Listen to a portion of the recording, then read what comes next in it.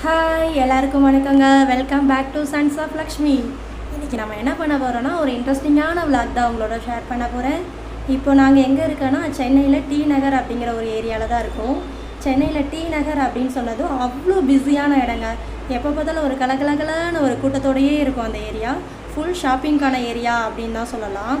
ரெங்கநாத ஸ்ட்ரீட்டுக்குள்ளே போனதும் நீங்கள் ஷாப்பிங் பண்ணணுன்னா நீங்கள் அந்த இடத்துல நின்னாலே போதும், மாம்பழம் ரயில்வே ஸ்டேஷனில் அவங்களே உங்களை கூட்டிகிட்டு போய் சேர்த்துருவாங்க. அவ்வளோ பிஸியான ஏரியா தான். அந்த ஏரியாவில் ஒரு அமைதியான கோவில் இருக்குங்க.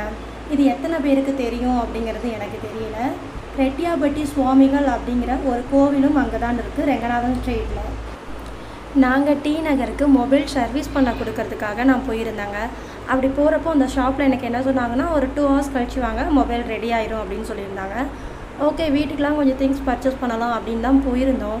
அப்படி பார்க்கும்போது அங்கே ஒரு கோவில் இருந்தது. சரி உள்ளே போயிட்டு வரலாம் அப்படின்னு சொல்லிட்டு எல்லாருமே அவினேஷ், மோனிஸ், என் ஹஸ்பண்ட் ஃபேமிலியோடு போயிருந்தோமா, சரின்னு சொல்லிட்டு கோயிலுக்குள்ளே போனோம். என்ட்ரன்ஸ்லேயே ஃபஸ்ட்டு ஒரு பிள்ளையார் இருந்தாங்க. அவங்கள சாமி கும்பிட்டுட்டு உள்ளே போகிறோம்.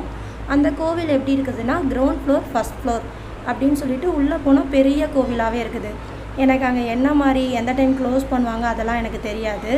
அங்கே உள்ளவங்கக்கிட்ட நான் கேட்குறேன், நான் உள்ளே போகும்போதே ஒரு 11 o'clock ஆகிட்டு, எந்த டைம் க்ளோஸ் பண்ணுவாங்க சாமி அப்படின்னு கேட்கும்போது 11:30க்குமா அப்படின்னு சொன்னாங்க. நீங்கள் ஃபஸ்ட்டு மேலே போங்க அப்படிங்கிற மாதிரி ஒருத்தங்க கை காமிச்சாங்க. ஸோ ஓகே, 1/2 hour தான் இருக்குது அப்படின்னு சொல்லிட்டு போனதுமே நாங்கள் ஃபஸ்ட் ஃப்ளோர் போயிட்டோம். அங்கே ரெட்டியாபட்டி சுவாமிகள் கோவில் அப்படின்னு தான் அவங்கள சொல்கிறாங்க. இந்த சுவாமி எங்கே பிறந்திருக்காங்க அப்படின்னா, ரெட்டியாபட்டி அப்படிங்கிற ஒரு வில்லேஜு, தூத்துக்குடி டிஸ்ட்ரிக்டில் ரெட்டியாபட்டி அப்படிங்கிற ஒரு வில்லேஜில் தான் இவங்க பிறந்திருக்காங்க. அதனால தான் இவங்களுக்கு ரெட்டியாபட்டி சுவாமிகள் அப்படின்னு சொல்லிட்டு எல்லோரும் அந்த பேர் வச்சு கூப்பிட்றாங்களாங்க. எனக்கு இது எதுவுமே தெரியாது, நாங்கள் போயிருந்தேன் அப்படின்னு சொல்லியிருக்கேன்ல. அங்கே உள்ளே போனதும் நான் ஒரு தாத்தாவை பார்த்தேன்.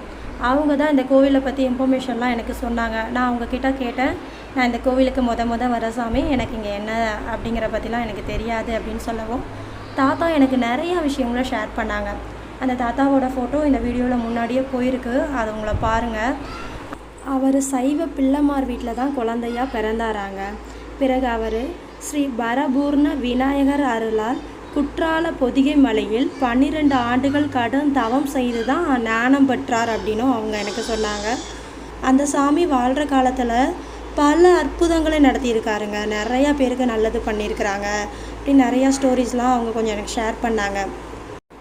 ரெட்டியாபட்டி சுவாமிகள் 1856ஆம் ஆண்டு பிறந்தாங்க. அவர் அருள்நெறி சட்டம் அப்படின்னு சொல்லிட்டு ஒரு 16 வழிமுறைகளை எழுதி வச்சுருக்கிறாங்கங்க. ஒருத்தங்க எப்படியெல்லாம் வாழணும், அவரோட வாழ்க்கை சிறப்பாக அமையும், இதெல்லாம் நீங்கள் ஃபாலோ பண்ணுங்கள் அப்படின்னு அந்த தாத்தாவும் எனக்கு சொன்னாங்க. அது அந்த கோவில்லே அதுக்கான புக்கு எல்லாமே விற்கிறாங்கங்க. சும்மா 20 ரூபீலேருந்து நீங்கள் அதை பற்றி ரொம்ப டீட்டெயிலாக தெரிஞ்சுக்கணும் அப்படின்னா 250 ரூபி வரை சேல்ஸ் பண்ணுறாங்க. அபிஷேக திருநூறு, சாமியோட உருவப்படங்கள் எல்லாமே கிரவுண்ட் ஃப்ளோரில் சேல்ஸ் பண்ணுவாங்கப்பா, நீங்கள் வாங்கிக்கோங்க அப்படின்னு அவங்க எனக்கு சொன்னாங்க. அடுத்து அந்த கோவிலில் யார் இருக்கான்னா, ஸ்ரீ லாஸ்ரீ அருள் சக்தி அன்னை அப்படின்னு ஒரு சாமி இருக்கிறாங்கங்க. அவங்க யார் அப்படின்னா, நம்ம ரெட்டியாபட்டி சாமிக்கிட்ட இருந்து ஞானம் பெற்றவர்கள். ரெட்டியாபட்டி சாமிக்கு அடுத்து அந்த இடத்துல ஸ்ரீ லாஸ்ரீ அருள் சக்தி அன்னை பல தொண்டுகள் செய்திருக்காங்க.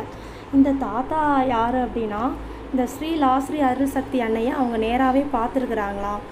ஏன்னா இந்த தாத்தாவோட அம்மா அப்பா இவங்களுக்கும் தொண்டு செஞ்சாங்க அப்படின்னு சொல்லிட்டு இந்த தாத்தாவோட அம்மா அப்பாவுக்கான சாமி படமும் உள்ளே இருக்குதுங்க. அவங்கள நம்ம அந்த தாத்தாவோட அம்மா அப்பா சாமி படம் எப்படி இருக்குன்னா, மாம்பழம் சுவாமிகள் தாய் அப்படின்னு போட்டிருப்பாங்க. அந்த தாத்தா சொல்கிறாங்க, அவங்கள எனக்கு காமிச்சு இவங்க தான் என்னோட அம்மா அப்பா அப்படின்னு சொன்னாங்க. அதை அப்படி கேட்கும்போது எனக்கு ரொம்ப ஹாப்பியாக இருந்தது. ஒரு மகானை பார்க்குற பாக்கியமே உங்களுக்கெல்லாம் கிடச்சிருக்கு. ஸ்ரீ லாஸ்ரீ அருள் சக்தி அன்னையும் இந்த தாத்தா சின்ன வயசில் இருக்கும்போதே நாங்கள் பார்த்துருக்கோம். இவங்களை நெறிமுறையெல்லாம் நாங்கள் பின்பற்றி தான்ப்பா வந்தோம். நாங்கள் ஜாதகம் கூட பார்க்குறதெல்லாம் கிடையாது. எதுனாலும் இவங்க சொன்ன நெறிமுறைகள்லாம் படிக்கிறது, எதுனாலும் சாமிகிட்ட கோரிக்கை வைக்கிறது, இப்படி தான் இருந்தோம் அப்படிங்கிற மாதிரி தாத்தா சொன்னாங்க. கேட்கும் போதே ரொம்ப ஹாப்பியாக இருந்தது. அவங்கக்கிட்ட ஒரு 10 minutesனாலும் பேசிகிட்டே இருந்திருப்போம்.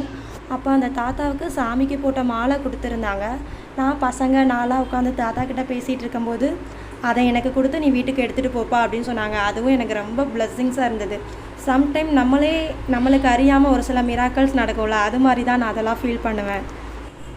அந்த கோவிலோட ஒரு பெரிய ஸ்பெஷல் அப்படின்னு சொன்னேன்னா, குறை தீர்க்கும் பெட்டி அப்படின்னு சொல்லிட்டு கிரவுண்ட் ஃப்ளோரில் விநாயகருக்கு பக்கத்தில் வச்சுருப்பாங்கங்க.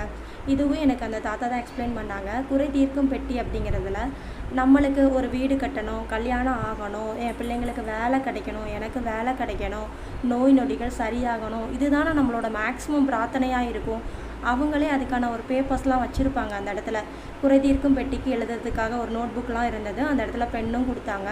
நீங்கள் என்னென்ன சாமிக்கிட்ட மனு வைக்கிற மாதிரி நீங்கள் என்னென்ன கேட்குறீங்களோ அது எல்லாமே எழுதி அந்த பெட்டியில் நீங்கள் மடித்து போட்டுட்டோன்னா அது நடக்கும் அப்படின்னு ரொம்பவே நம்புகிறாங்க. அங்கே வர்றவங்க அத்தனை பேருமே குறை தீர்க்கும் பெட்டியில் அதை எழுதி போடுறாங்க. அதை கேட்கும் போதே ரொம்ப சந்தோஷமாக இருக்குது இல்லைங்க. இது மாதிரிலாம் நான் கோவிலில் பார்த்ததே இல்லை. அவங்க சொல்ல போய் தான் எனக்கும் தெரியும். கிரவுண்ட் ஃப்ளோர் போயிட்டு நீங்களே எழுதி போடுங்க அப்படின்னு சொல்லிட்டு என் ஹஸ்பண்ட் தான் அதை எழுதுறாங்க. நாங்கள் மோனிஷா பார்த்துக்கிட்டு இருந்தேன். அவங்க கையில் வச்சுருக்காங்க பார்த்தீங்களா, அது மாதிரி ஒரு நோட் புக்கே இருக்குது அந்த இடத்துல. நிறையா பேர் வச்சு எழுதிட்டு இருந்தாங்க. யாரெல்லாம் வராங்களோ எல்லாருமே எழுதி போடுறாங்க அந்த இடத்துல. உங்களுக்கு என்ன தோணுதோ, உங்களுக்கு என்ன வேணுமோ சாமிக்கிட்ட நினைக்கிறீங்களோ அது எல்லாமே எழுதுங்க, அது கண்டிப்பாக கிடைக்கும் அப்படின்னு சொல்லிட்டு நாங்கள் எழுதிட்டு இருக்கிற போது கிரவுண்ட் ஃப்ளோர் வந்துட்டோம். மறுபடியும் அந்த தாத்தா வீட்டுக்கு கிளம்பிக்கிட்டு இருக்காங்க. எங்ககிட்ட வந்து மறுபடியும் சொல்லிட்டு போனாங்க, நீ என்ன நினைக்கிறியோ அது நடக்கும், நீ எழுதி போடு அப்படின்னு சொல்லிட்டு. அது ஒரு ரொம்பவே சூப்பரான மூமெண்ட் அப்படின்னே சொல்லலாம். அங்கே மெடிடேஷனுக்கான செம ப்ளேஸ். உட்காந்து நீங்கள் ஒரு 5 நிமிஷம் கண்ணை மூடினாவே அவ்வளோ ஒரு மன அமைதி கிடைக்குங்க. அந்த கோவிலில் வந்து ஃபஸ்ட்டு விநாயகர் இருப்பாங்க, நெக்ஸ்ட்டு ரெட்டியாப்பட்டி சுவாமிகள் இருக்காங்க, ஸ்ரீ லாஸ்ரீ அருள் சக்தி அன்னை அப்படின்னு அவங்களும் இருக்கிறாங்க, மாம்பழ சாமிகளும் அவங்களோட அன்னையும் இருக்கிறாங்கங்க.